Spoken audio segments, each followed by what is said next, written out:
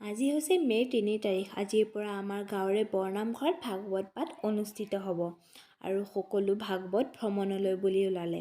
আমাৰো আজি আহি পোৱা অলপ পলম হ'ল। আমিও জল্দি আহি পেলাই ভাগৱত ভ্ৰমণলৈ বুলি ওলালোঁ। সকলো আহি গাঁৱত ভাগৱত ভ্ৰমণলৈ বুলি যাব আৰু ইমান ৰ'দ, ভাগৰে লাগি গৈছে।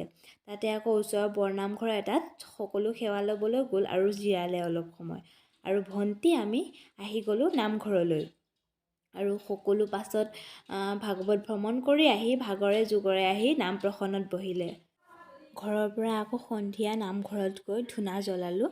আমি সকলোৱে মিলি বন্তিও জ্বলালোঁ।